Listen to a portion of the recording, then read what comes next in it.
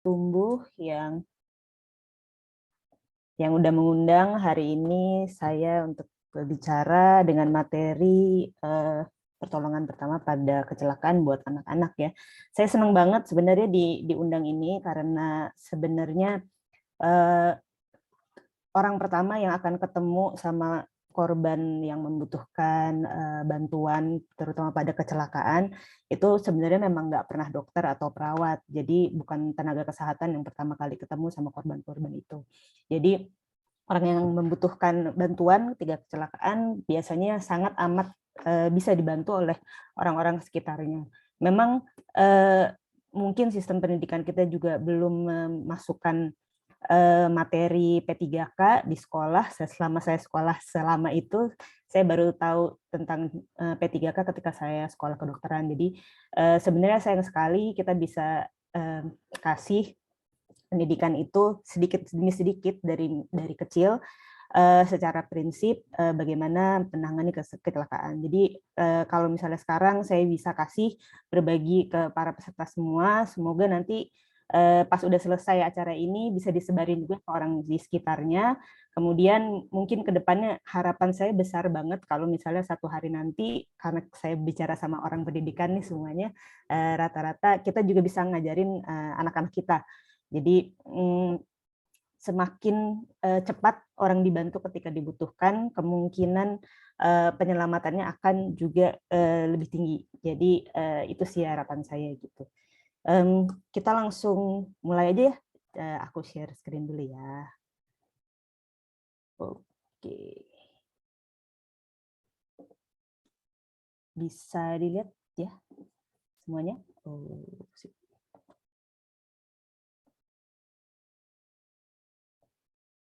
Oke. Ya. Jadi nanti materinya akan aku bagi dua untuk bertanya, karena materi yang pertama kayaknya agak banyak informasinya. Jadi kalau misalnya ada yang mau ditanya, aku kasih waktu dulu nanti untuk materi yang pertama, kemudian habis itu kita lanjutin ya. Oke. Jadi nanti aku akan membicarakan tentang pertolongan pertama pada anak-anak. Jadi anak-anak maksudnya di sini adalah yang usianya di atas 1 tahun sampai remaja hingga usia 18 tahun. Jadi nanti yang buat bayi dari umur 1 tahun ke bawah mungkin aku sebut sedikit aja. Sepertinya juga mungkin untuk kebutuhan anak sekolah preschool aku kurang tahu, tapi kayaknya yang di bawah 1 tahun mungkin belum ada ya. Tapi mungkin ini yang buat yang di rumah nanti akan aku sebut sedikit. Terus kemudian secara prinsip sih sama, cuman agak beda-beda dikit. Kemudian nanti bedanya juga sama bayi yang baru lahir, jadi umur 1 sampai seminggu itu totally beda. Mungkin nanti kita bisa tanyakan di kesempatan lain sama dokter spesialis anaknya ya. Terus aku mau bilang juga ya, kebetulan saya dokter umum, jadi saya bukan dokter spesialis anak. Mungkin nanti kalau ada pertanyaan-pertanyaan yang seharusnya kapabilitasnya dijawab sama dokter spesialis anak, saya minta maaf sebelumnya, tapi nanti saya akan coba jawab. Oke. Jadi untuk membantu orang yang kecelakaan, sebenarnya penanganan kecelakaannya sendiri itu ya, penanganan kecelakaannya sendiri itu sebenarnya hanya satu bagian dari rantai keselamatan. Jadi kalau misalnya kita udah bisa melakukan pertolongan pertama, lalu selanjutnya apa? Kan kita harus kemudian mengantar orang tersebut mungkin ke tempat fasilitas kesehatan setempat atau mengantar ke dokter yang lebih spesialistik dan lain-lain. Jadi sebenarnya rantai keselamatan ini yang penting. Jadi mungkin untuk konteks di sekolah atau di rumah, kita penting tahu lokasi fasilitas kesehatan terdekat yang ada di dekat kita itu di mana aja, dan mencapainya ke sana gimana. Apakah harus naik ojek, naik taksi, apakah bisa sendiri, apakah jalan jauh, perlu waktu berapa lama. kira-kira kalau macet gimana, apakah itu sebuah rumah sakit besar, apakah itu hanya sebuah klinik, apakah itu sebuah puskesmas. Kita juga perlu tahu nomor telepon emergency yang tersedia. Jadi di Indonesia ada 118, cuman aku rasa fasilitas 118 juga saya nggak tahu apakah ada di seluruh kota di Indonesia. Kemudian saya tahunya Rumah Tumbuh ada di BSD, ya. Aku nggak tahu si 118 ini akan bisa mencapai area-area seluruh area Indonesia apa enggak.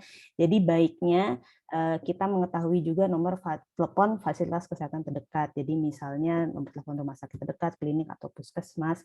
Kemudian apakah nomor tersebut nomor UGD atau nomor hanya untuk telepon ambulans saja, apakah kemungkinan kita bisa tahu nomor dokter spesialis anaknya, dan lain-lain. Jadi itu hal yang penting, karena nanti setelah kita membantu korban kecelakaan, dalam hal ini anak, ada kemungkinan kita perlu membawa dia ke fasilitas kesehatan yang punya fasilitas yang lebih gitu. Nah, kemudian kita juga perlu tahu tata cara untuk mendaftarkan pasien ke sana. Jadi misalnya asuransi, misalnya kita punya asuransi, kemudian fasilitas kesehatan terdekat di rumah kita yang melayani asuransi tersebut apa. Jadi misalnya kita udah bawa korban tersebut ke satu tempat, misalnya perlu tindakan lebih lanjut, taunya asuransinya nggak tercover di rumah sakit tersebut, lalu kita harus pindah. Misalnya kita punya BPJS, tahunya kita diantar ke rumah sakit yang ternyata tidak melayani fasilitas BPJS. Itu bisa terjadi, dan saya sering lihat itu sehari-hari di praktek-praktek saya. Nah, kemudian kita harus ingat juga kalau misalnya kita sampai memerlukan ambulans, ada panggilan-panggilan ambulans yang berbayar. Jadi sayangnya tidak semuanya gratis. Jadi itu juga harus jadi pertimbangan gitu. Apakah nanti kita akan antar sendiri, kemudian karena tidak mau mengeluarkan biaya tersebut dan lain-lain. Jadi itu emang kenyataannya yang terjadi di Indonesia. Jadi mungkin secara sistem kesehatan kita belum maju seperti di negara-negara lain yang menciptakan sistem pertolongan first aid ini gitu. Jadi mungkin secara sistem akan sedikit beda-beda dikit, tapi apalah. Yang penting kita tahu secara prinsipnya. Oke.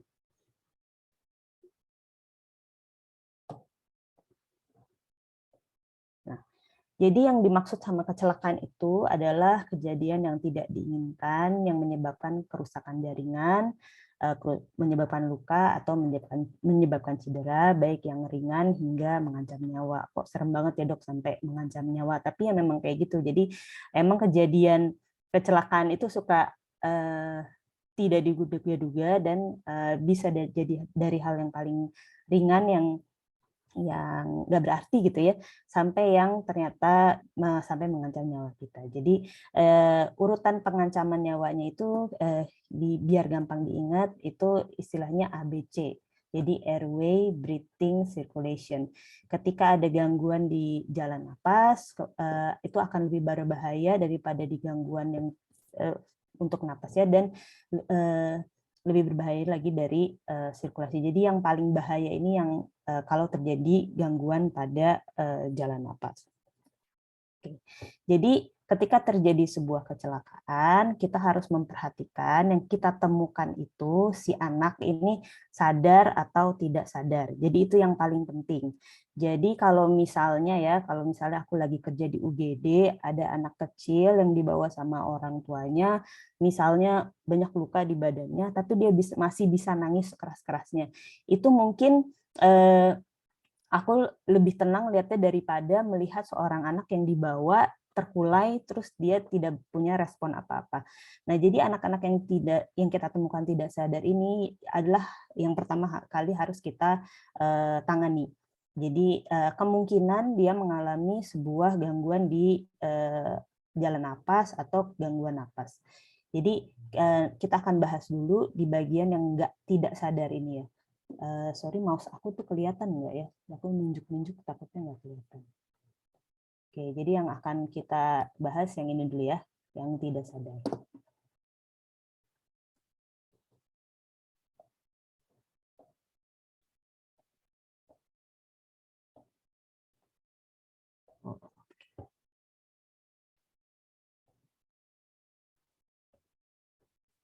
Nah, pada pasien yang ditemukan tidak sadar, kita akan memberikan bantuan hidup dasar atau basic life support. Jadi bantuan hidup dasar itu usaha yang dilakukan untuk mempertahankan kehidupan pada saat penderita mengalami keadaan yang mengancam nyawa.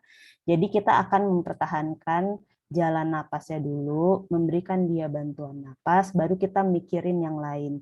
Jadi ketika ada orang yang atau anak yang pingsan, kita temukan tidak ada respon, misalnya kita melihat dia berdarah gitu, kita tidak memperhatikan itu dulu. Jadi walaupun si darahnya yang kita takut ya, serem ya kayaknya gitu, tapi yang harus kita tangani itu adalah jalan napasnya dan kesadarannya dulu. Baru kita pikirin yang lain yang ada di badannya.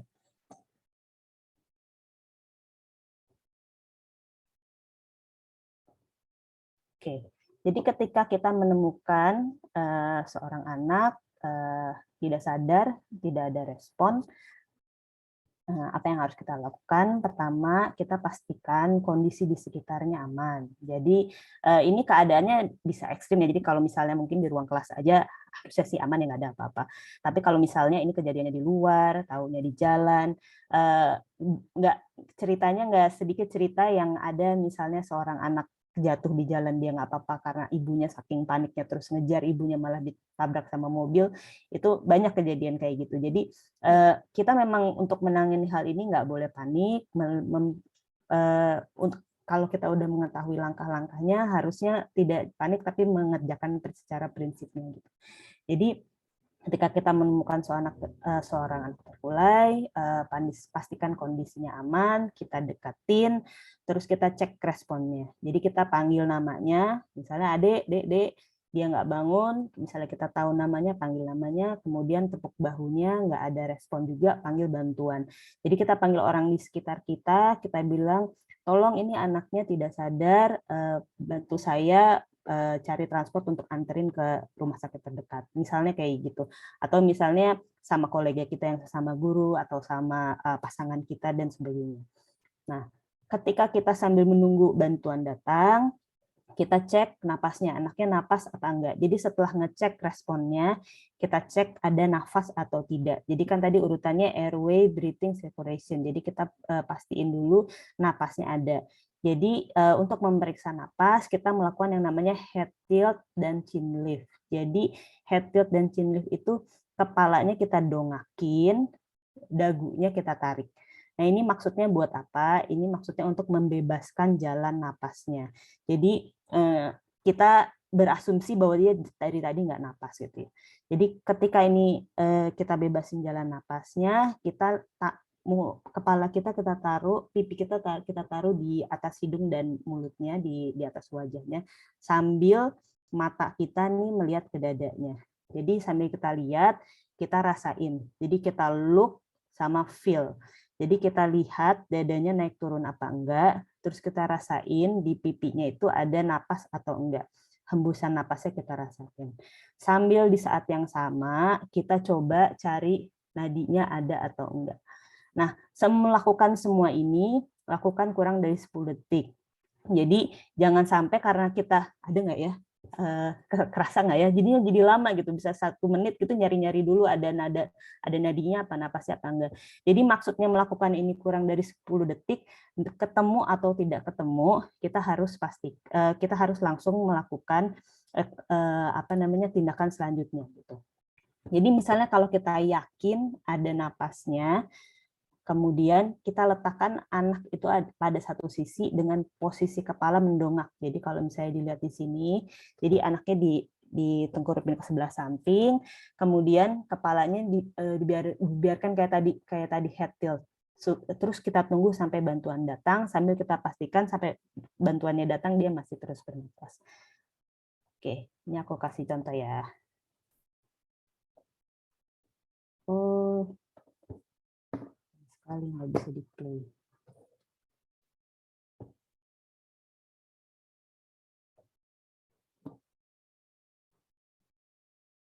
Ini share screen-nya masih kelihatan kan ya? Oke. Jadi ini video ketika ditemukan seorang anak, ibunya langsung bangunin. Tidak ada respon. Dia melakukan head tilt, chin lift, terus dia lihat dan rasain ada napas atau enggak. Karena dia yakin ada napasnya, dia melakukan rolling si anaknya ditenggoripin ke samping sambil didongakkan. Napasnya masih ada. Kemudian karena ini kebetulan videonya bikinnya di Inggris, jadi mereka telepon 999. Dalam hal ini kita bisa telepon yang lain, mungkin nomor telepon yang kita udah ketahui, rumah sakit atau fasilitas kesehatan, atau orang terdekat kita untuk kemudian mengantar si anak. Oke. Nah, itu kalau ada napasnya. Sedangkan sekarang kalau tidak ada napasnya, apa yang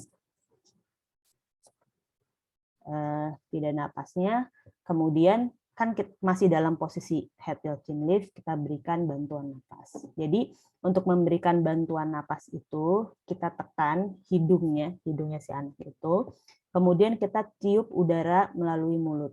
Ya, terus pastiin seluruh mulutnya itu tertutupi sama mulutnya kita. Berikan bantuan napas 5 kali.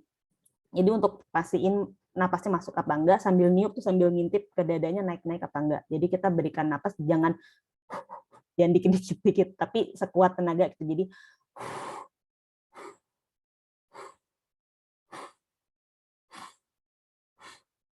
harusnya setelah itu cek nadi. Tapi kalau cek nadi untuk orang awam mungkin agak sulit nyari-nyarinya.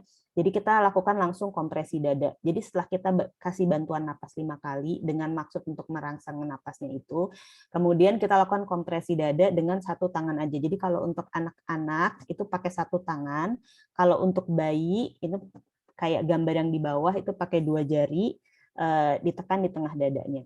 Jadi kita lakukan kompresi dada 30 kali. Jadi mengkompresi dada tuh jangan sedikit-sedikit kayak digetar, tapi tekan sampai cukup dalam gitu ya. Sebanyak 30 kali. Setelah udah 30 kali, kita kasih bantuan napas lagi 2 kali. Yang sama kayak yang tadi ya. Jadi niupnya yang panjang. Nah, itu kita lakukan artinya 30/2. Jadi kompresi dadanya 30 kali, kasih napasnya 2 kali, sampai bantuan datang. Kalau kita ada teman, misalnya kolega atau pasangan atau keluarga yang bisa membantu, kita bisa memakai perbandingannya 15/2. Jadi penolong pertama hanya konsentrasi di kompresi dadanya selama 15 kali. Nanti kalau udah 15 kali, si teman yang satunya lagi kasih tiupan 2 kali. Mungkin nggak kebayang ya kalau ngerjain ini tuh sebenarnya lama-lama capek gitu ya. Jadi memang kalau ada penolong satu lagi kita lebih enak, jadi lebih santai, bukan lebih santai ya, lebih nggak cepet capek. Jadi mungkin menolongnya bisa agak lebih lama gitu. Jadi kita lakukan ini sampai bantuan datang.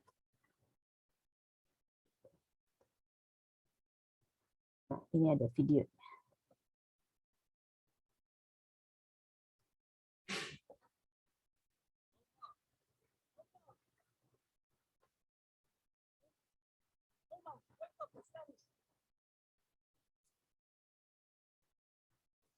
Ya, head tilt, chin lift sambil dia melihat dan ngerasain ada napasnya atau tidak.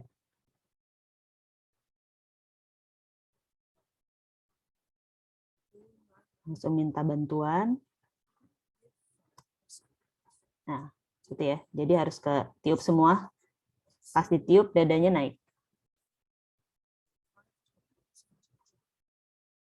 Kemudian berikan kompresi dada 30 kali. Dengan satu tangan. Jadi pakai bagian yang sini nih.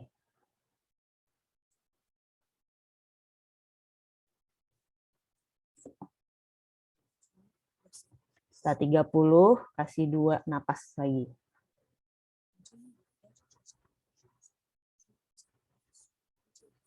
Sampai bantuan nanti datang. Jadi diharapin kita punya nomor telepon fasilitas kesehatan setempat yang bisa datang mungkin dengan ambulans terus kemudian bantu. gitu. Jadi dalam kondisi kayak gini baiknya memang langsung kasih bantuan, bukannya kita tunggu terus kita naikin taksi atau mobil kita bawa ke fasilitas kesehatan. Untuk permasalahan jalan napas memang lebih penyelamatannya akan persentase berhasilnya lebih tinggi ketika kita melakukannya segera. Makanya ini cocok buat apa namanya, para orang umum ya, orang awam yang emang lebih dekat langsung sama kehidupan sehari-hari apa yang harus dilakukan. Oke. Nah, jadi ini mungkin nanti aku share atau boleh di screenshot atau diingat-ingat, dihafal-hafal algoritmanya. Jadi kalau misalnya ada anak, pasien, korban tidak sadar, kemudian kita pastiin kondisi lingkungan aman dulu. Terus baru kita deketin korbannya, kita cek responnya, panggil namanya, tepuk bahunya. Agak keras nggak apa-apa, kan ini ceritanya mau bangunin.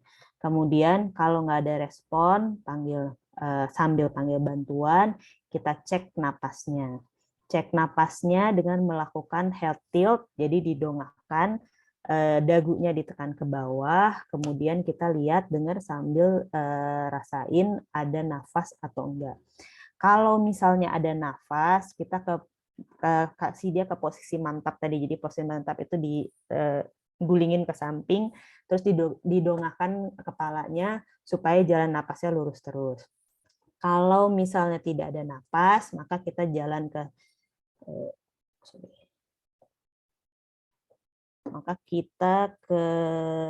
sini ya. Kalau nggak ada napas, beri bantuan napas 5 kali sambil cek nadinya. Kalau misalnya habis dikasih bantuan napas ada napas, berarti kita balik lagi ke posisi mantap tadi. Tapi kalau misalnya habis dikasih bantuan napas 5 kali nggak ada respon apa-apa, berarti tidak ada napas, maka kita melakukan kompresi dada 30:2, artinya kompresi dada 30 kali, kemudian dikasih bantuan napas 2 kali, atau kalau ada penolong yang lain, jadi penolong pertama itu ngasih kompresi dada 15, kemudian penolong satu lagi kasih bantuan napas 2 kali. Dilakukan berulang-ulang sampai bantuan datang. Ya. Jadi kompresi dadanya kita tekan di bagian tengah dada si anak dengan dasar telapak tangan kita. Gitu. Oke. Oke ya, kira-kira ada yang mau nanya dulu apa aku lanjut dulu nih?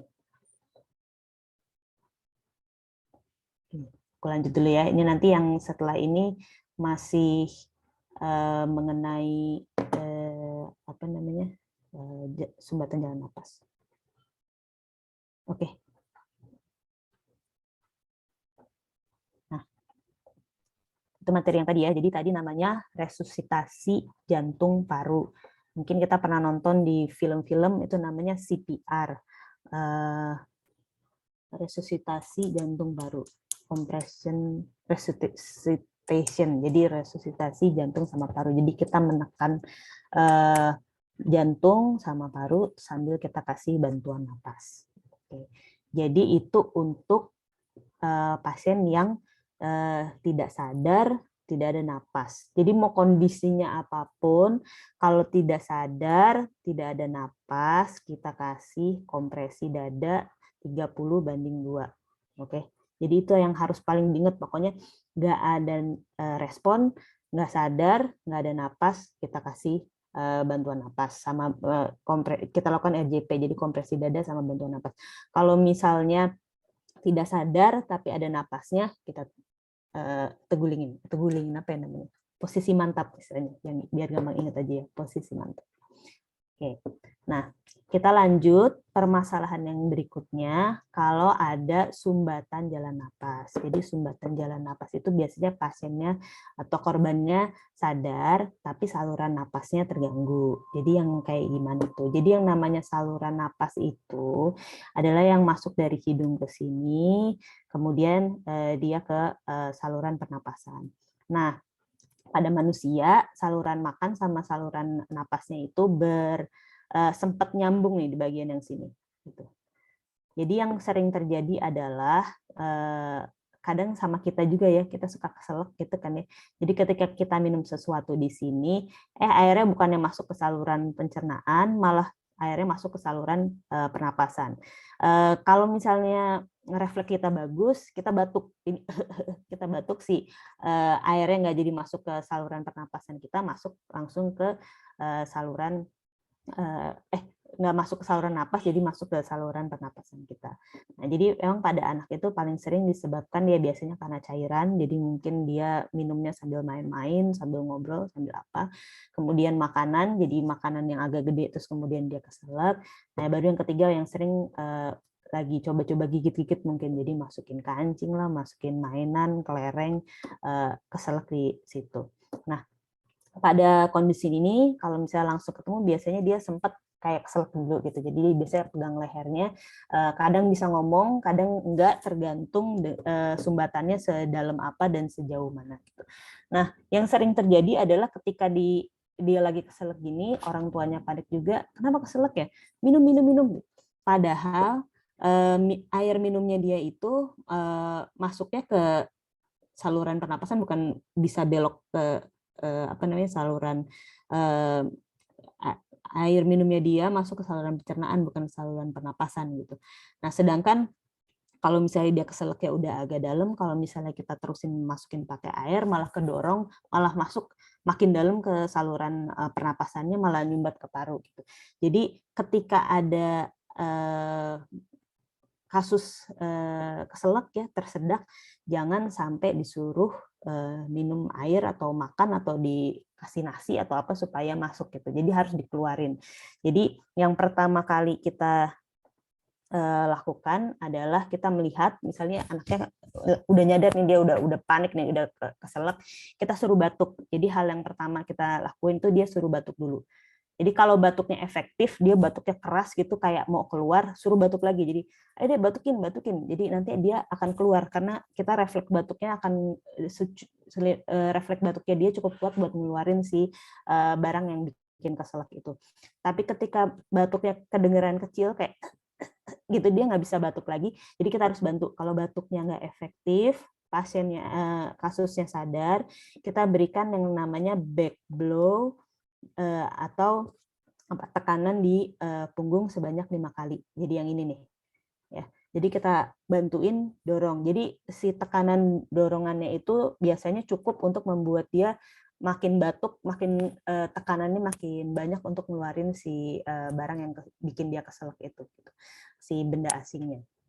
Jadi dipukulnya di tengah-tengah punggung sini, tengah-tengah belakang sini ke arah depan. Anaknya juga disuruh agak tekuk, badannya agak dibungkukin, terus kita dorong. Jadi dorongan kita lurus seperti searah sama leher gitu. Jadi ngarah ke leher tapi dari punggung. Nanti dia akan terbantu batuk untuk ngeluarinnya. Kalau misalnya nggak bisa, tetap nggak keluar juga, selama 5 kali kita melakukan abdominal thrust. Jadi tekanan di perut.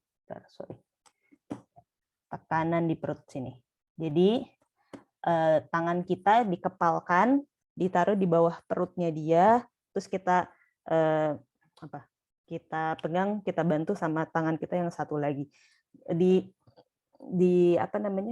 Ditekannya ngarah ke atas, jadi dari bawah ke atas gitu, yang keras. 5 kali juga. Nah, ini untuk anak yang udah agak gede, jadi umur sekitar 8 tahun ke atas boleh dilakukan back blow sama abdominal thrust. Kalau misalnya anaknya masih kecil di bawah umur 8 tahun, itu kita melakukan namanya chest thrust. Jadi chest thrust itu anaknya ditebalikin kayak gini, gambar yang paling kanan yang bawah. terus kita tekan dadanya arah ke depan. Ya. Anaknya juga kita posisi kepalanya lebih di bawah, jadi kita tekan gini. Lebih gampang pakai video kali ya, jadi aku pasang dulu.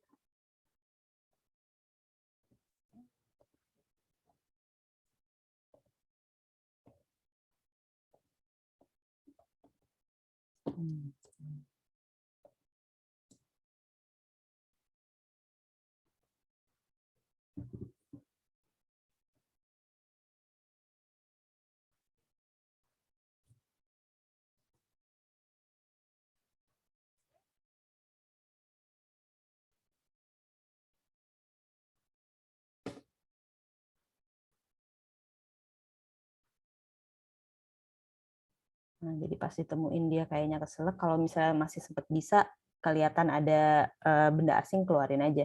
Tapi kalau misalnya nggak bisa juga, disuruh batuk. Untuk anak-anak yang lebih kecil, kayaknya susah ya untuk nurutin perintah kita batuk. Jadi kita langsung tekniknya megang bayinya dibalikin, terus kita lakukan back blow, sama kemudian ditopang dengan posisi ke bawah, lakukan chest thrust. 5 kali.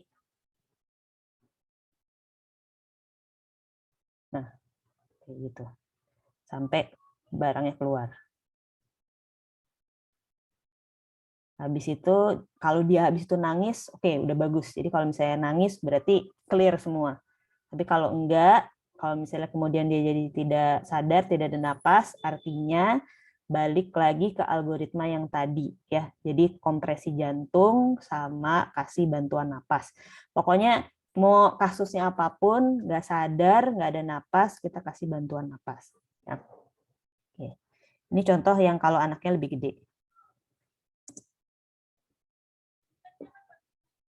Oke, jadi si Nadia lagi makan apel nih. Tiba-tiba diem. Tuh, tandanya biasanya dia nunjukin ke leher. Langsung disuruh batuk sama ibunya.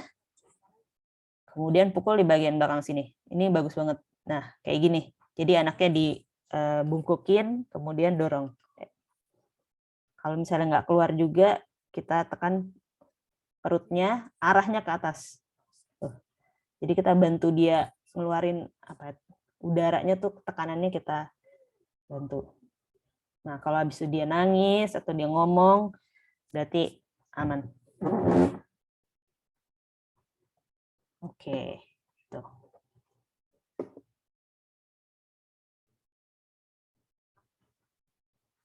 Back blow sama perut. Kalau anak yang lebih kecil, back blow sama chest thrust. Oke. Nah, permasalahan lain yang ketika masih sadar ada gangguan jalan napas, itu salah satunya adalah serangan asma.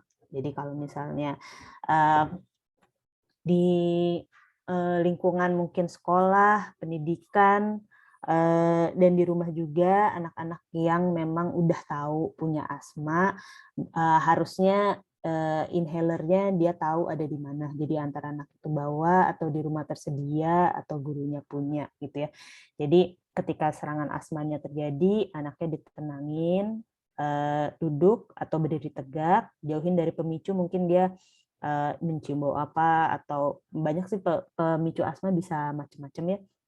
Kemudian semprotkan inhalernya dia. Kalau misalnya nggak ada inhalernya, jangan panik, tenangin aja anaknya, diajak bernapas, kemudian bawa ke fasilitas kesehatan terdekat. Jadi taunya asma itu kayak apa, dia napasnya susah, jadi dia megap-megap gitu ya, tapi ada suara mengi, jadi ada suara ngik-ngik. Nah itu karena saluran napasnya itu menyempit. Nah itu yang menyebabkan ada suara kayak suara peluit gitu ya. Mungkin kalau yang nggak pernah dengar nggak kebayang, tapi ini ada contohnya. Jadi ada suara menginya.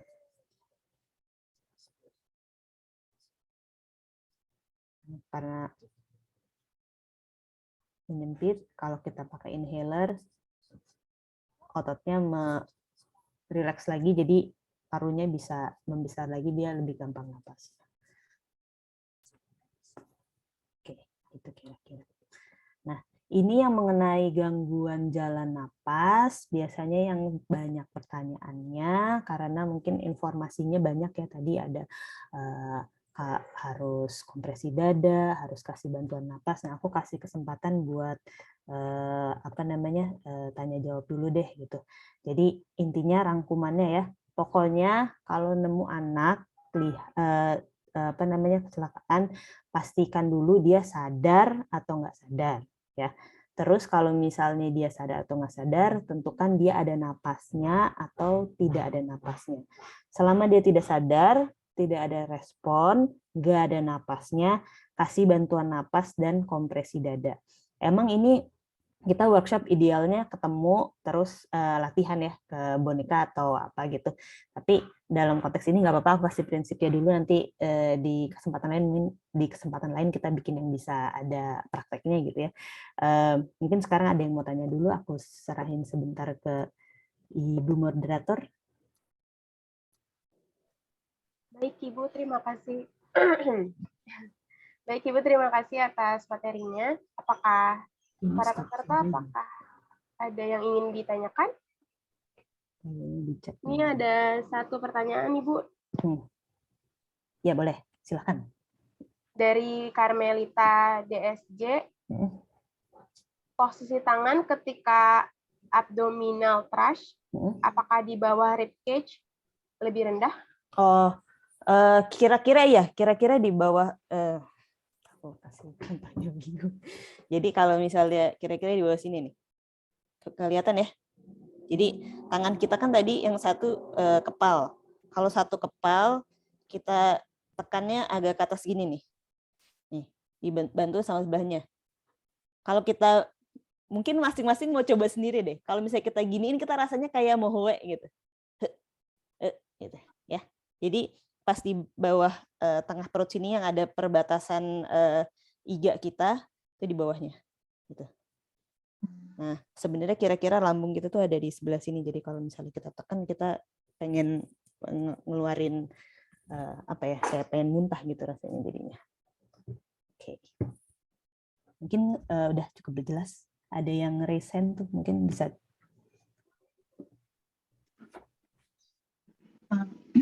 Ya, selamat pagi dokter. Ya, pagi Bu. Saya mau bertanya tadi yang posisi mantap ya, itu menghadap ke miringnya ke kanan atau ke kiri atau boleh dua-duanya? Gimana dok?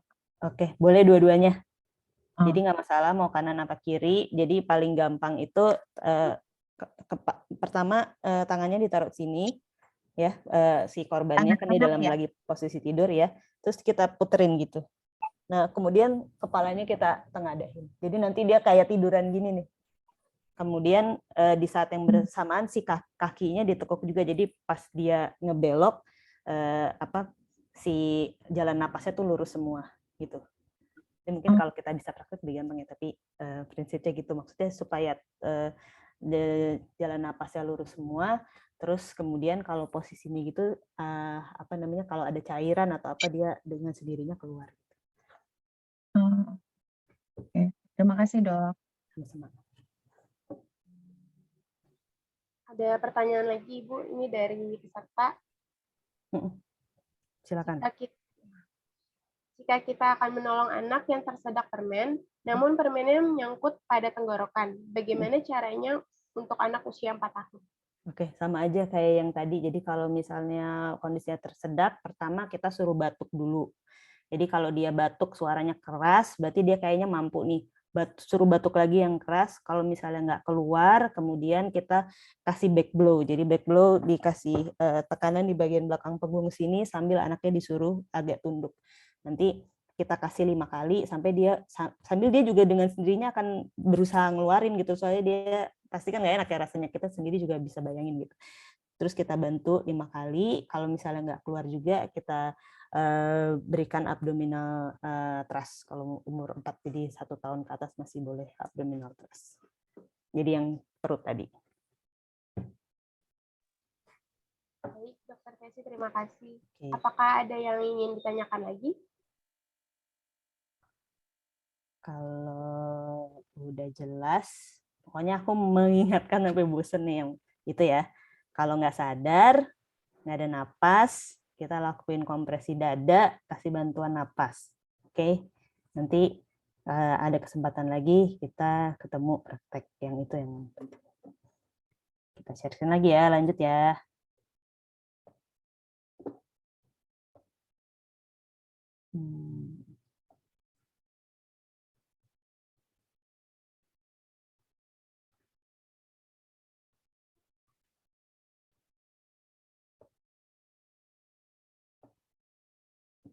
Oke. Nah,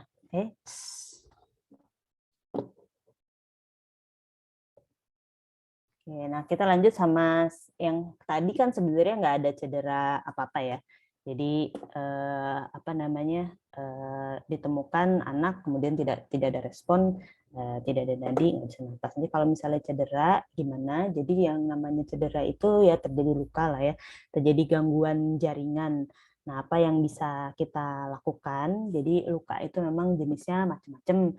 Ada yang tajam, ada yang tumpul. Jadi yang tajam terkena sesuatu yang tajam, anak main gunting atau terkena sesuatu yang lain. Kemudian luka juga bisa tumpul. Jadi dia bisa jadi adalah suatu gesekan gitu ya, menyebabkan baret atau lecet, bisa menyebabkan lebih dalam lagi goresan, terus bisa juga menyebabkan koyak gitu.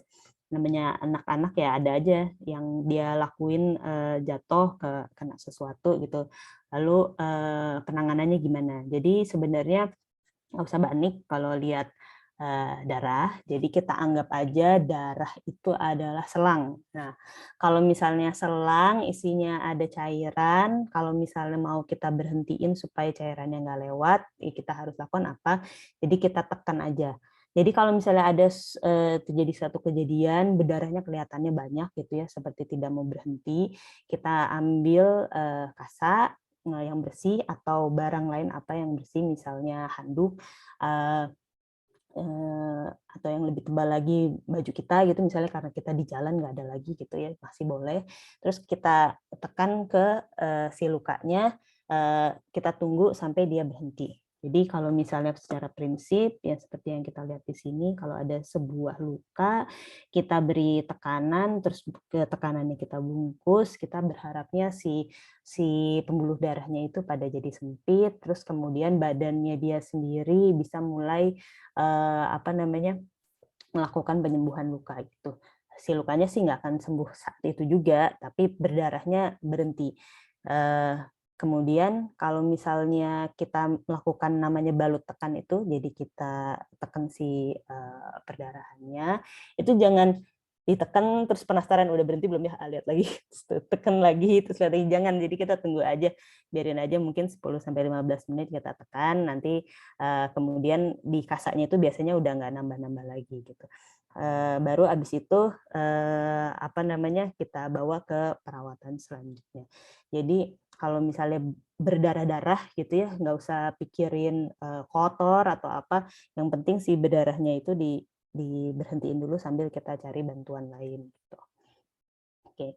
Nah, sedangkan kalau misalnya lukanya nggak berdarah banyak gitu ya, kemudian kan misalnya baret atau lecet atau apa, biasanya kita akan mencoba membersihkan lukanya. Jadi kalau misalnya ngebersihin luka itu gimana caranya?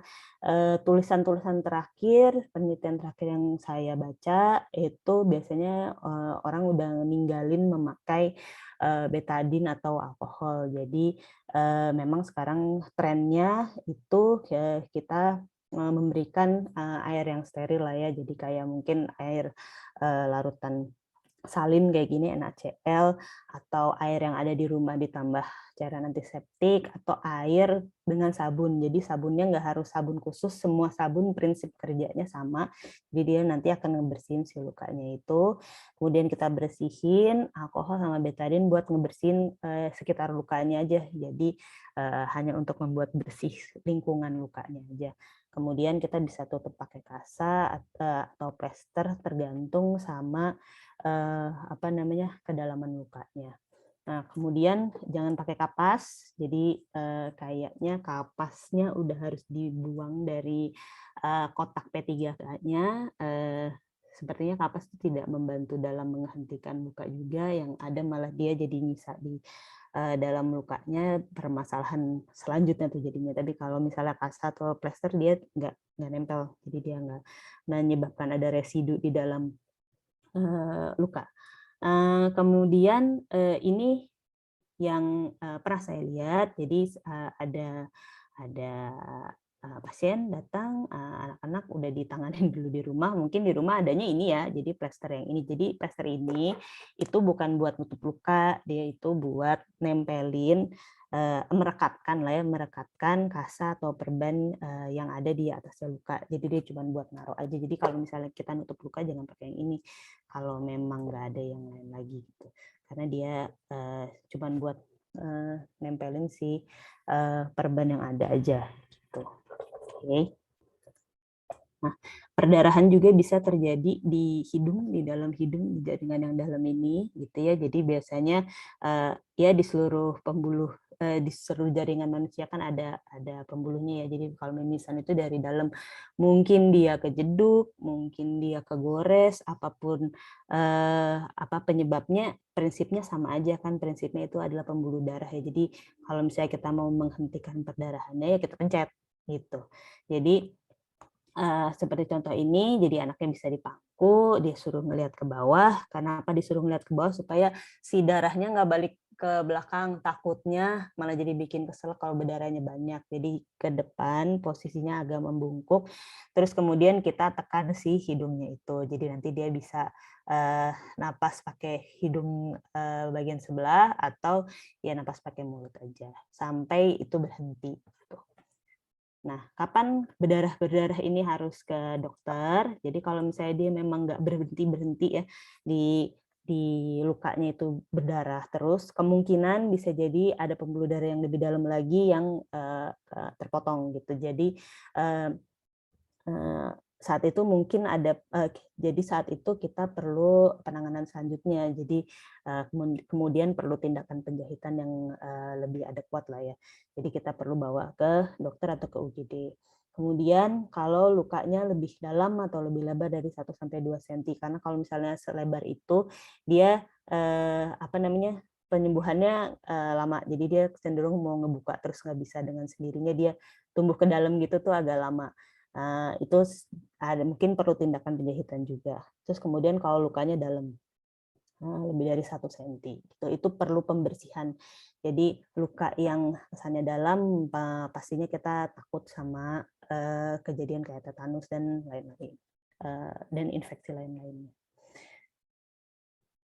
Oh iya, mungkin ada yang nanya juga kalau misalnya kayak luka gigitan di dalam mulut kan kadang bagian pipi dalam kita itu suka bisa berdarah, misalnya makan sesuatu yang tajam, kalau anak kecil mungkin lidahnya kegigit lah, atau dia nabrak apa di antara giginya ini berdarah. Jadi prinsipnya sama aja, jadi kayak tadi dibersihin, jadi dia kumur kalau misalnya terus masih berdarah, kalau misalnya terlihat misalnya giginya patah atau apa, sama aja ditampon, jadi pakai kasa yang kayak tadi itu yang agak tebel, kita tekan sampai dia perdarahannya selesai. Kalau misalnya udah itu baru kita lihat, kita bawa lagi ke fasilitas kesehatan terdekat buat lihat dia kenapa, itu apa yang terjadi, kenapa nggak bisa berhenti-berhenti. Gitu.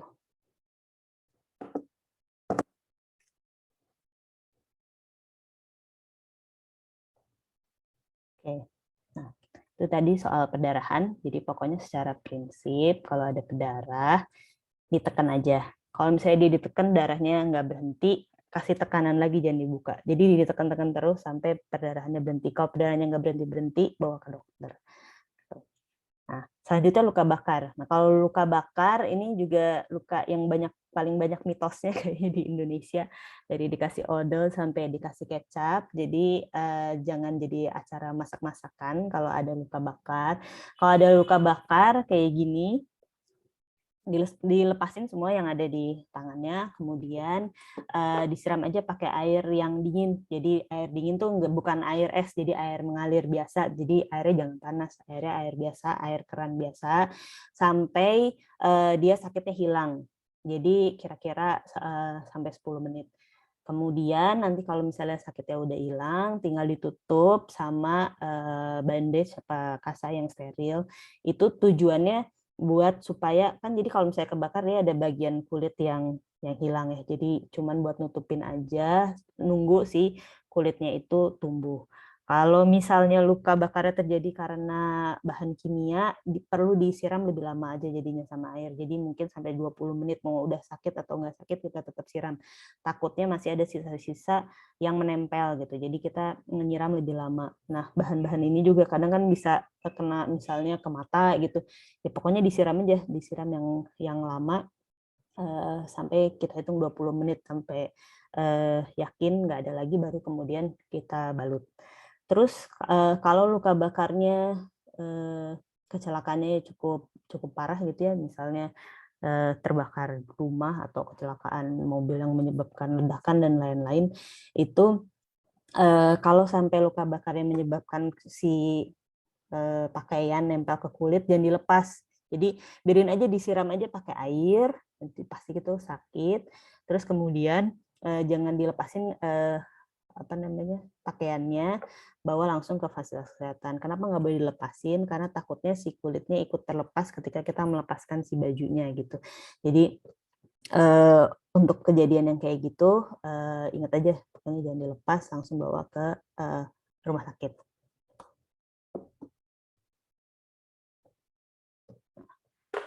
Untuk permasalahan luka tadi nggak terlalu banyak ya, jadi secara prinsip itu aja. Kalau misalnya berdarah, tekan.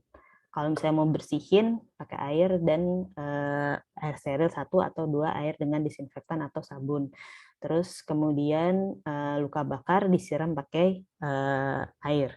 Nah, ini yang bisa ditemukan juga adalah kalau jatuhnya lebih berat jadi bisa terjadi patah tulang, dislokasi, atau kesileo. Jadi patah tulang itu ya tulangnya patah, mau patah, mau retak, mau apa, kita sebutnya tetap patah. Jadi secara kedokteran kita bilangnya namanya patah. Jadi tanda-tandanya taunya dari mana kalau anak kecil kemudian dia jatuh, kita tahu dari mana gitu, dengan melihat ada suatu patah. Ya kita bisa kira-kira kalau misalnya memang dia dari riwayat jatuh, tampak sangat kesakitan gitu, itu sakit banget.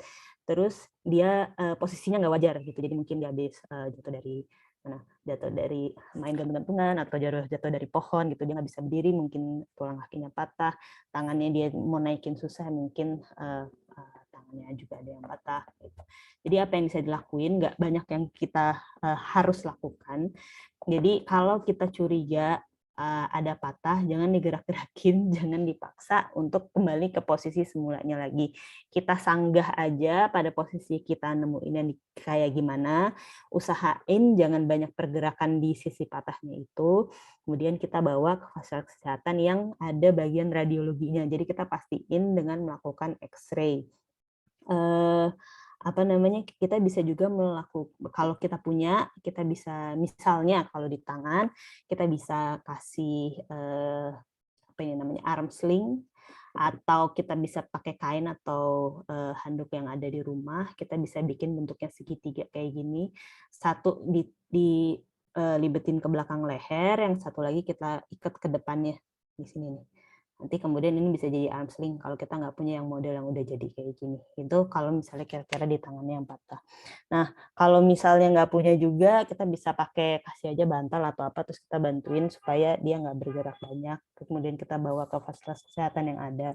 Kalau misalnya di bagian tungkai kaki, kita juga bisa melakukan misalnya kita jauh gitu ya dari fasilitas kesehatan, kan itu sakit kalau misalnya patah gitu. Kita bisa bikin bidai kayak gini, pakai apa aja yang keras. Kalau misalnya kita curiga patahnya di tengah sini, kita pasang si bidai ini di 2 tempat, dan kalau satu tulang harus di antara 2 sendi. Jadi misalnya dia patahnya di sini, si bidainya harus dari ujung sini ke ujung pergelangan kaki sampai lutut gitu, supaya dia nggak bergerak-gerak. Gitu aja gunanya. Jadi kita pasang kayak gini bukan untuk menyembuhkan, tapi untuk transportasi aja sampai kita tahu itu beneran patah atau enggak. Nah, ini harus Ya mungkin sebagai dokter saya harus tekankan nilainya. Jadi kalau misalnya kita udah ada mindset sebagai orang Indonesia, ketika jatuh, bengkak, pikiran pertama kita diurut. Itu udah paling sering lah, umum lah, saya juga udah lihat sehari-hari bahwa itu yang ada di pikiran orang gitu.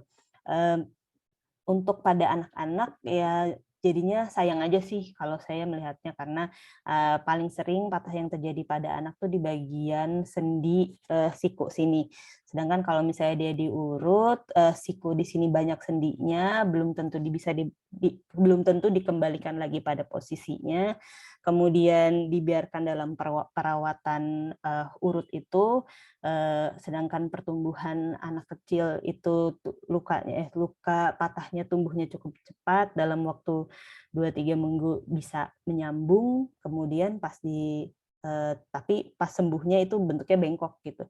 Nah itu sayang banget kalau misalnya terjadi kayak gitu, nggak menyelesaikan masalah, memberikan masalah baru buat anak. Jadi kalaupun memang nggak mau operasi, misalnya takut atau apa, setidaknya kasihlah foto ronsen dulu. Jadi jangan langsung dibawa ke tukang urut deh gitu. Setidaknya bisa lihat sendiri dengan mata kepala sendiri apa yang terjadi sama tangan anaknya gitu. Itu setidaknya yang bisa kita lakukan lah buat anak. Kasihan juga kalau misalnya dia sampai misalnya patah di bagian garis pertumbuhannya, terus kita bawa ke tukang urutnya nggak tahu apa yang terjadi di dalam sini, terus nanti anaknya bagian garis pertumbuhannya patah, nggak dibenerin, nanti pendek sebelah dong jadinya. Kayak gitulah kira-kira. Jadi mungkin di kesempatan ini ya aku mau mengingatkan aja, itu kejadian kayak gitu saya nggak ngelihat sekali 2 kali, tapi sering banget. Jadinya kayaknya kita bersalah gitu sama anak sendiri. Oke. Nah, yang berikutnya ada yang namanya dislokasi. Jadi dislokasi itu tidak patah, tapi sendinya bergeser. Jadi sendi-sendi di badan kita tuh banyak, cuman yang paling sering biasanya yang bergeser itu di bahu sama di pergelangan kaki. Biasanya pada anak kecil usia kurang dari 5-10 tahun jarang ya kalau dislokasi terjadi. Biasanya pada anak usia yang udah remaja, misalnya udah mulai aktif, dia misalnya main basket, main voli, main bola, itu sering banget terjadi, udah mulai tarik-tarikan gitu sama temennya. Nah itu bisa terjadi. Untuk mengetahuinya sebenarnya perlu mata yang agak jeli aja bahwa itu tuh biasanya bentuknya berubah ya kalau di sendi sama nggak bisa digerakin. Jadi mirip-mirip kayak patah. Kemudian kita bisa bedainnya gimana, mau patah atau ini patah apa dislokasinya, apa kesleo-nya anaknya. Jadi kalau ragu, kita anggap aja itu sebuah patah, tetap bawa ke fasilitas kesehatan terdekat, ronsen aja, kemudian kita lihat apa yang terjadi di dalamnya. Jadi jangan tebak-tebak terus berusaha ngebenerin sendiri ke posisi awalnya lagi. Takutnya malah melukai jaringan yang ada di sekitarnya. Gitu. Nah, ini yang lebih ringan namanya kesleo. Ya kita nyebutnya kesleo sih, orang Indonesia istilah keseleonya luas gitu ya. Tapi kalau misalnya dilihat, keseleo itu sepertinya adalah sebuah sprain. Jadi sprain itu artinya ligamen ya. Jadi ligamen itu tali lah ya, tali yang menghubungkan antara tulang-tulang. Nah, tali ini tuh kalau misalnya pada posisi yang ekstrim, misalnya karena jatuh, terpelintir terlalu kuat, itu bisa melebar ya, jadi kayak ketarik gitu.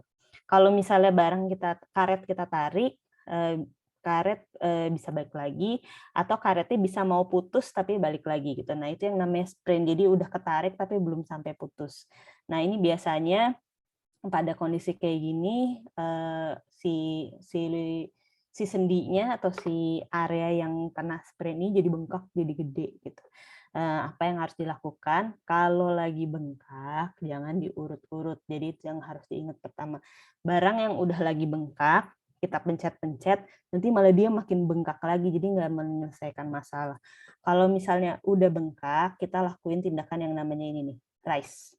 Jadi rest, istirahat nih Mas kakaknya ini disuruh istirahat, terus kita kasih es dulu, pertamanya kita kompres sama es bagian yang bengkaknya itu, bisa 10-15 menit, habis itu kita kompres, jadi kompres itu kita balut. Jadi pembalutannya ini maksudnya supaya si bengkaknya berkurang. Habis kita kompres, kemudian kita tinggiin si bagian yang bengkaknya itu. Jadi kita taruh aja bantal 2, 3, 4 biji, pokoknya lebih tinggi dari jantungnya dia, terus dia disuruh istirahat. Di 24-48 jam pertama, harusnya dia kemudian lama-lama kempes, mungkin di hari ketiga dia udah bisa jalan lagi. Kalau misalnya mau pastiin itu ligamennya putus apa enggak atau enggak apa-apa, nggak bisa dilihat dari ronsen, jadi kemungkinan harus di MRI. Jadi kalau MRI itu kalau misalnya masih bengkak, dokter radiologinya susah lihatnya ini bengkak, apa putus, apa ligamen, apa-apa. Jadi kita tunggu sampai kempes dulu, baru nanti kita MRI gitu. Tapi kalau misalnya untuk pertolongan pertama aja, kita cukup melakukan ini. Jadi kita istirahatin, jangan dipakai, jangan jalan-jalan, jangan kemana-mana, tiduran aja. Kita kompres pakai es, terus kita kompres pakai balut perban, elastik perban. Kemudian kita tinggiin, kita elevasi posisi tungkainya yang bengkak. Nah, ini yang lain-lain. Jadi kecelakaan-kecelakaan lain-lain yang di luar keadaan yang kecelakaan. Di antaranya alergi, kemudian gigitan serangga, sama gigitan binatang. Kalau alergi itu memang ada yang ringan sampai yang berat. Mungkin kita sendiri adalah orang-orang yang pernah ngalamin ya alergi. Alergi itu bisa yang lokal aja, cuman kemerahan misalnya kita alergi sama satu bahan tertentu, kena ke tangan, tapi cuma tangan kita aja nih yang merah, yang gatel, badan kita nggak apa-apa. Kalau reaksi alergi yang berat itu terjadi suatu anafilaktik, yaitu reaksi yang berlebihan dari badan kita terhadap suatu bahan, itu tampaknya kayak gini. Jadi biasanya mulai tambah bengkak, tambah bengkak, tambah bengkak. Biasanya di area mata dia mulai kelihatan kemerahan, ada ruam-ruam, biduran gitu ya di wajah. Terus bibirnya jadi tebel, matanya jadi makin nggak bisa ngelihat, terus sakit sama gatel gitu, rasanya pengen garuk aja.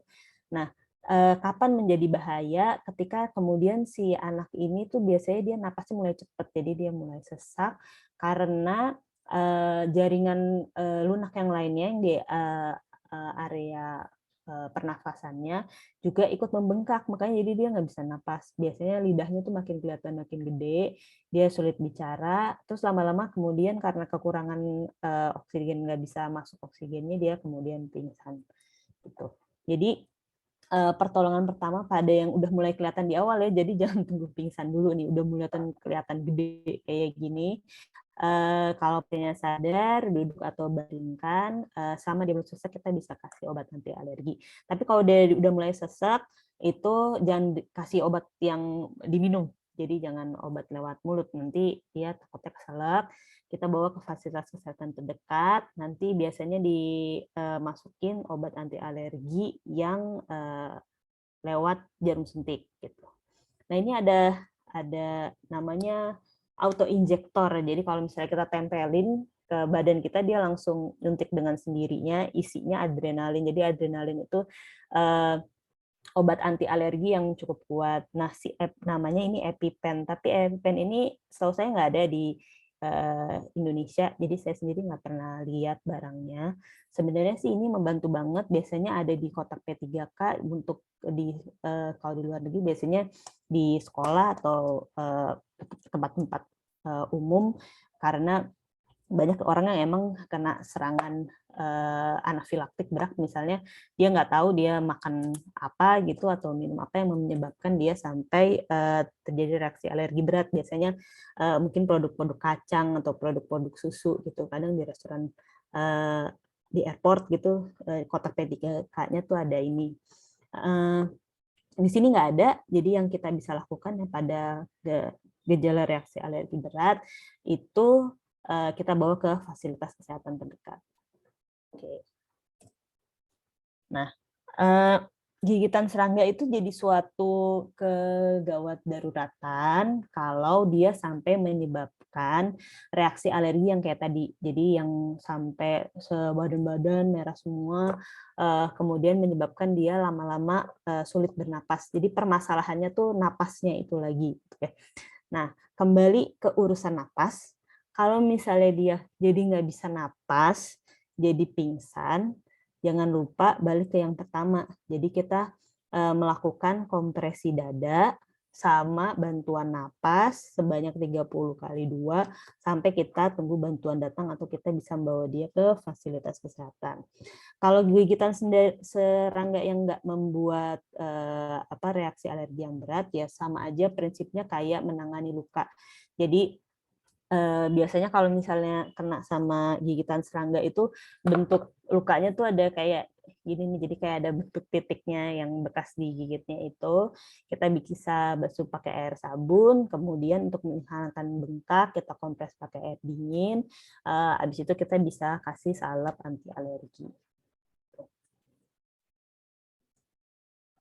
Kemudian yang terakhir itu gigitan binatang. Ya nggak mungkin lah ya, kayak hampir nggak mungkin kita digigit sama hiu. Tapi yang sering sama binatang yang peliharaan lah ya, misalnya sama anjing atau sama kucing atau binatang-binatang lain, prinsipnya sama kayak luka yang lainnya. Jadi bersihin, kalau berdarah ditekan, kemudian si lukanya itu dibalut agar bersih, nggak kena sama kotoran dari luar. Nah, permasalahannya kalau binatangnya kita nggak kenal, kita nggak tahu riwayat vaksin si binatangnya, mungkin kita perlu consider untuk ngasih vaksin rabies ke anak yang digigit tersebut gitu. Selama ini sih vaksin rabies tuh dianggap aman buat anak-anak usia di atas 1 tahun. Jadi kalau misalnya memang ada kejadian gitu, jangan lupa untuk ke UGD terdekat minta suntikan rabies. Kalau suntikan rabies tuh kalau setahu aku nggak salah sekarang 4 atau 5 kali deh. Jadi nanti harus datang berulang untuk suntik. Jadi hari ini suntik, terus nanti selama 2 minggu itu akan suntik berkala. Gitu. Jadi suntik rabies itu nggak cuma sekali, tapi vaksinnya berkali-kali. Gitu. Oke. Nah, dari kesimpulan kita tadi, dari kasus-kasus yang mungkin bisa kita temukan, kita baiknya di rumah, di mobil, di sekolah punya alat kotak P3K yang kita ngerti cara pakainya. Jadi barang-barang di dalamnya itu yang harus kita memang tahu akan kita pakai kalau ada satu kasus yang muncul, dan kita harus ngerti cara pakainya. Jadi saya sih nggak nyaranin punya kotak P3K yang beli yang udah ada isinya. Nah itu biasanya isinya jelek dan satuannya tuh kecil-kecil gitu. Jadi kadang kalau lukanya agak besar baru dikeluarin sedikit, dia udah habis itu satu botol. Jadi sebaiknya kita beli aja satu persatu alat yang kita perlukan, terus kita taruh di kotak yang warnanya jelas, tempatnya sama di situ-situ lagi. Jadi biasanya kita pastinya akan membutuhkan kasa dalam bentuk berbagai macam, terus kita mungkin akan perlu sebuah elastik perban buat ngebalut kasanya itu. Kemudian untuk antiseptiknya mungkin kita akan perlu yang untuk membersihkan luka, membersihkan sekitar luka juga. Kemudian kita sebaiknya punya sebuah alat untuk kompres di rumah, ditaruh aja di kulkas atau di sekolah, taruh di kulkas yang ada di sekolah. Untuk keluarga atau sekolah yang tahu anak-anaknya punya riwayat asma, baiknya simpan juga di sekolah, ada sebuah inhaler. Kemudian nggak akan rugi juga kalau kita misalnya simpan salep antibiotik untuk luka. Kira-kira sih itu aja. Ternyata udah siang juga ya, 10.30. Presentasi aku sampai segini, kita boleh lanjut ke diskusi. Aku kembalikan ke moderator. Terima kasih banyak kepada Dr. Tessy yang telah menjelaskan materinya, yang kita juga sangat butuhkan karena selalu berhadapan dengan anak. Untuk cara selanjutnya adalah sesi tanya jawab dari seluruh materi yang sudah dijelaskan oleh Dr. Tesi. Mohon kepada peserta untuk menuliskan pertanyaannya di kolom komentar, kolom chat. Like, comment, and subscribe. Oke, silakan. Oh ya, ini ada satu pertanyaan, dokter. Ya. Dari Marfat Sungkar, Sekolah Jerman. Dok, apakah pertolongan pertama pada anak yang kepalanya terbentur karena kejadian tersebut sering terjadi pada anak-anak? Oh, oke. Ya, jadi kalau terbentur prinsipnya sama aja. Jadi kalau misalnya terbentur ada luka apa nggak ada luka? Kalau misalnya nggak ada luka berarti nggak ada yang perlu dibersihin biasanya, terus kemudian dia benjut tuh. Tapi kalau misalnya dia itunya benturannya keras, biasanya dia mulai kelihatan memarnya. Jadi artinya adalah ada sebuah pendarahan di dalamnya, jadi nggak sampai luka gitu. Nah, itu bisa diatasi pakai kompres dingin aja. Jadi tujuannya karena dia tadinya pembuluh darahnya melebar gitu ya. Jadi kita pengen kempesin lagi, kita kasih barang yang dingin supaya dia kemudian kempes gitu. Mungkin ya nggak usah lama-lama, 10-15 menit cukup. Nanti mau nggak mau dia pasti akan tetap benjut, akan tetap sakit. Nanti setiap mungkin sehari 3 kali bisa dikompres. Lama-lama kemudian si benjolnya bakal hilang. Kalau emang sampai sakit banget, dia nangis, boleh dikasih obat anti nyeri. Mungkin yang standar bisa kita pakai, nggak menimbulkan banyak alergi, biasanya kalau nggak paracetamol, ibuprofen. Biasanya punya sih di rumah ya.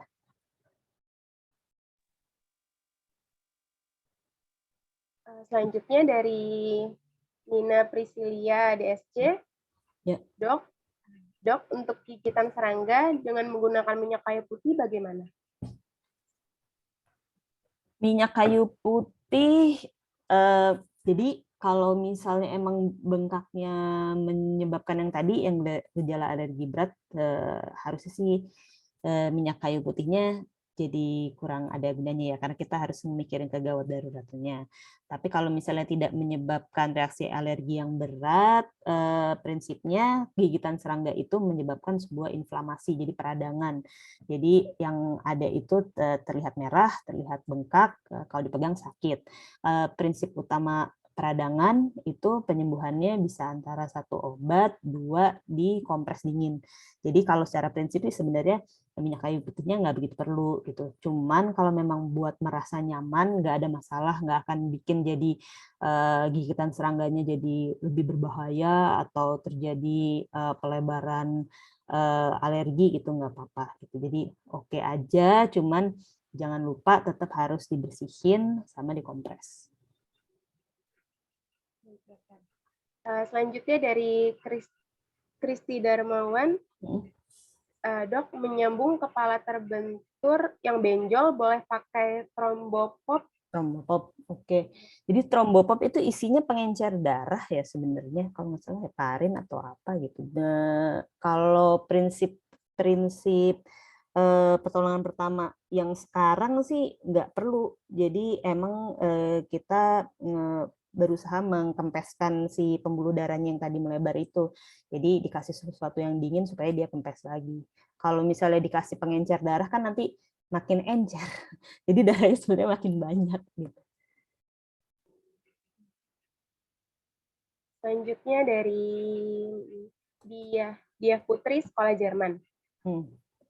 Jika benturan kepala yang cukup keras, apakah ada suatu kondisi di mana anak harus dibaringkan? Oke, jadi kalau cukup keras, mungkin jangan biarkan dia langsung ke mana-mana lagi. Emang baiknya kita keras banget nih, kita akan selalu curiga ada suatu getaran nggak di kepalanya gitu. Jadi memang dia harus ditenangkan sampai misalnya dia nangis atau apa. Terus kalau misalnya dia tampak confused ya, jadi kayak ngomongnya mulai nggak jelas, kayaknya mulai ngantuk-ngantuk, itu udah suatu tanda bahaya nih.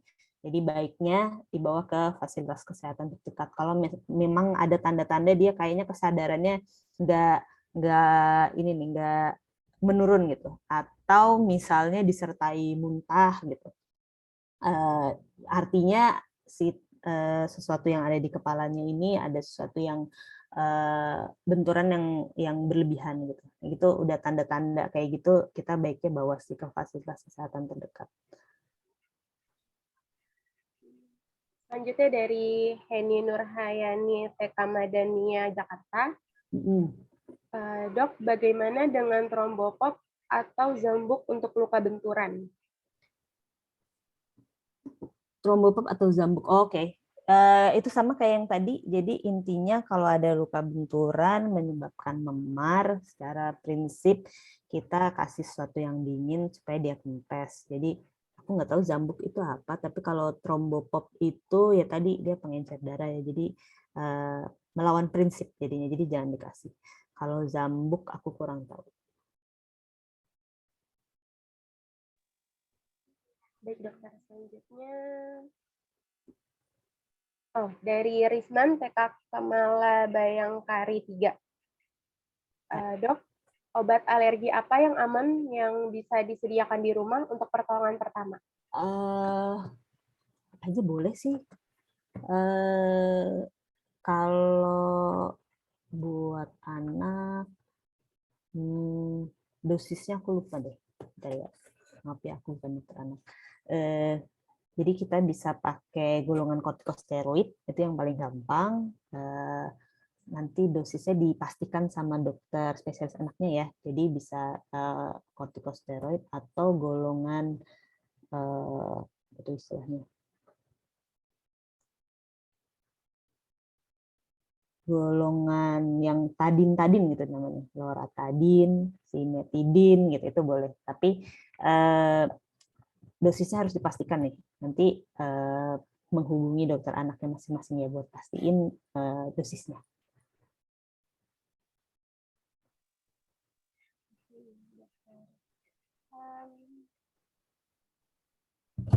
Selanjutnya dari Carmelita DSJ. Dok, mohon tips ritme CPR ketika kompresi, apa ada panduannya dalam bahasa Indonesia? Dulu waktu mengikuti first aid training dalam bahasa Inggris mengikuti ritme lagu Staying Alive. Iya bagus juga. Staying Alive gitu ya. Oke, bagus juga sih, itu bisa pakai yang sama. 32 itu 5 sampai tiap 2 sampai 3 detik. Ya, 2 sampai 3 detik sekali gitu loh. Jadi 1 gitu. Kira-kira jadi berapa tuh? Dalam 30 detik itu bisa 60 kali ya. Kira-kira segitulah. 1 menit itu bisa 60 kali.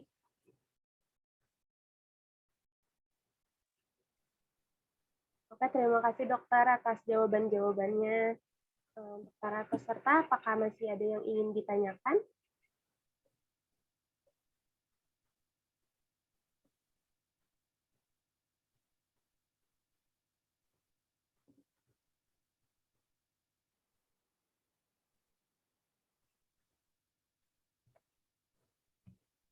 Kita masih on time nih, Mbak Sasa. Iya. Sepertinya sudah cukup ya. Oke. Ya, baik. Terima kasih semuanya pertanyaannya. Semoga bisa... Oh ya, ada nanya lagi. Sorry. Oh iya, ada lagi. Kalau tersedak, apakah mengangkat lengan ke atas biasa juga membantu? Enggak. Jadi gini, gitu enggak bisa. Jadi prinsipnya kayak tadi. Jadi kalau misalnya ada sesuatu yang tersedak, kita menganggap tekanan-tekanan yang tadi kita kasih itu membantu supaya ada tekanan dari bawah ke atas, supaya si sumbatannya itu terus jadi pengen keluar gitu. Kalau misalnya dia ngangkat ke atas, nggak membuat si nggak ada hubungannya sama saluran pernapasan sih gitu.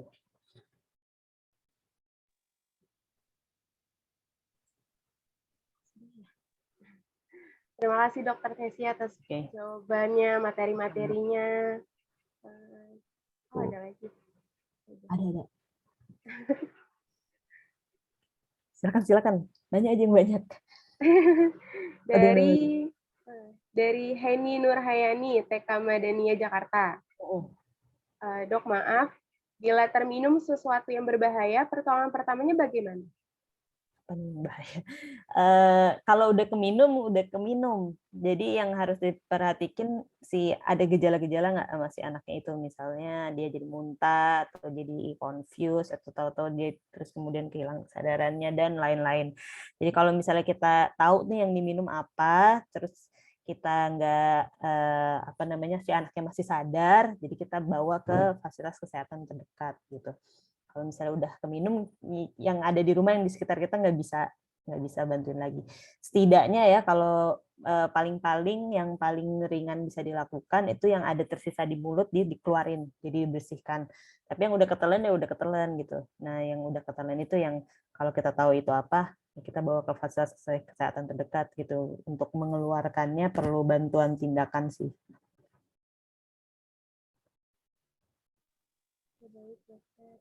Nah, ini pertanyaannya bagus nih. Dari Ibu Asri. KBTK Montessori, Ya. Rumah Tumbuh. Dok, jika ada anak kejang, bagaimana pertolongan pertamanya? Ya, jadi kalau kejang itu kejang itu kan dia bergerak nggak tanpa di luar kesadarannya dia. Jadi yang kita bisa lakukan itu kita melindungi supaya dia tidak melukai dirinya sendiri. Jadi kalau misalnya orang lagi kejang dia bergetar, misalnya ya kepalanya kena ke lantai, terus jadi misalnya gegar atau misalnya jadi luka, tangannya kena ke lemari atau apa jadi patah. Jadi yang menyebabkan bahaya si kejangnya itu adalah gerakan dia yang kemana-mana itu.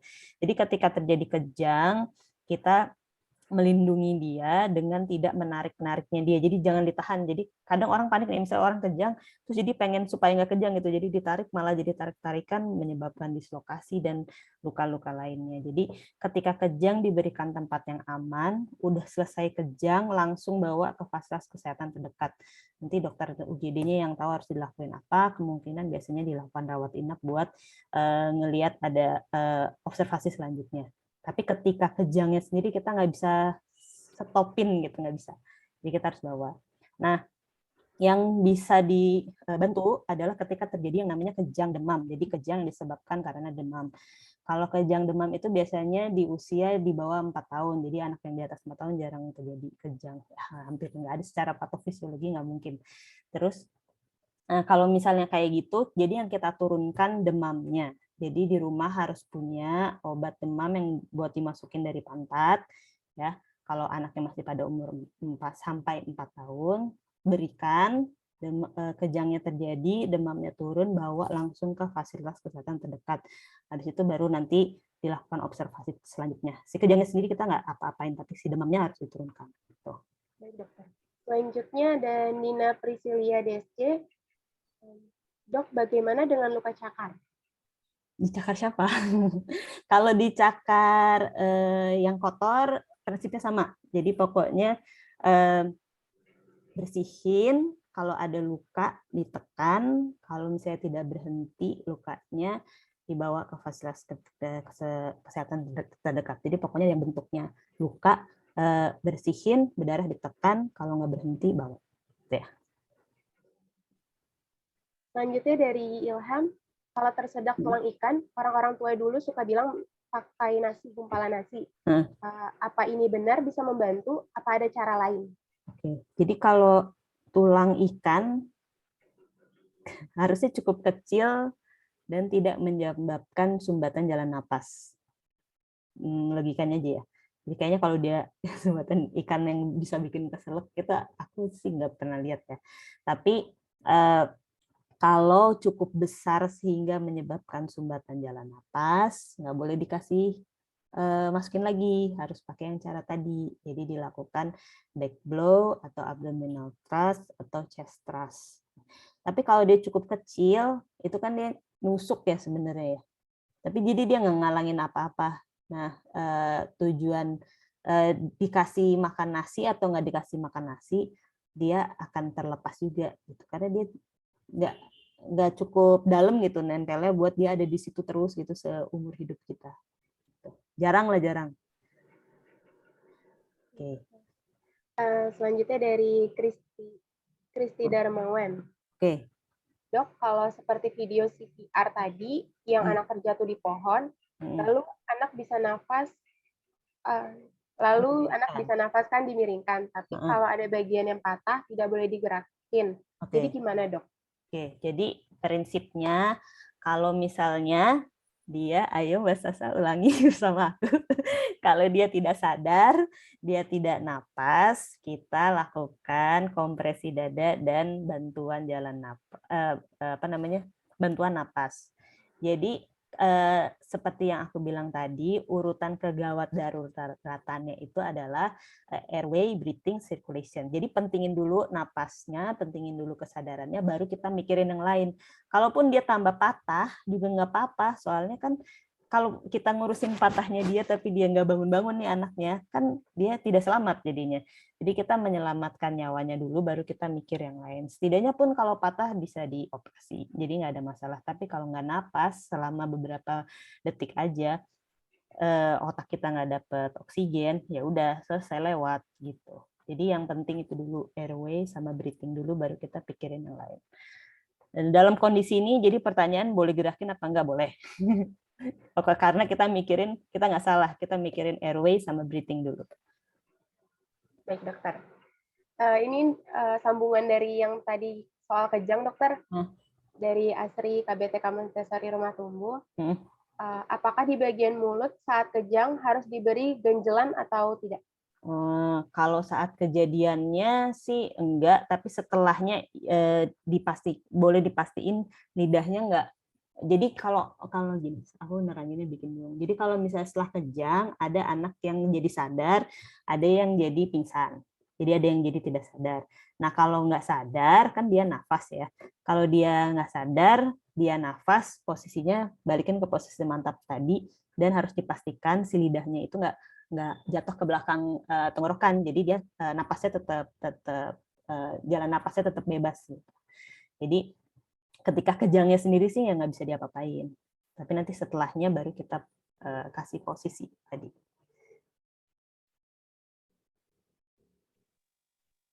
Cukup ya, para peserta. Terima kasih banyak dokter atas jawabannya, materi-materinya sangat membantu kami yang selalu setiap hari berhadapan dengan anak. Ya. Sama-sama. Udah nih, benar. Kayaknya udah. Oke. Aku mau terima kasih banget udah diundang di sini. Pertanyaannya seru-seru.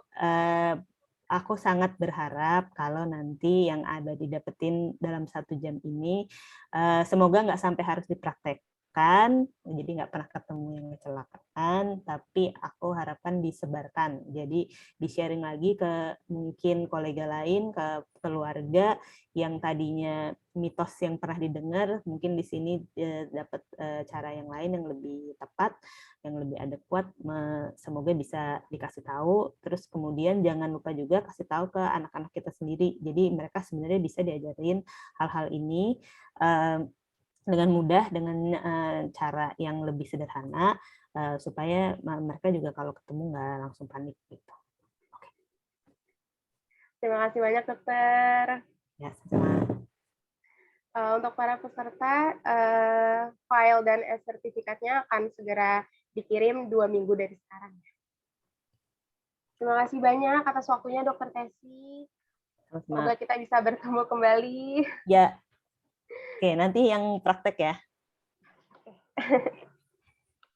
Terima kasih juga kepada peserta atas kerjasamanya telah membantu melancarkan acara ini. Saya selaku moderator undur diri, maaf jika ada salah-salah kata atau masih kurangnya, mohon maaf. Sampai bertemu di acara selanjutnya. Sampai jumpa.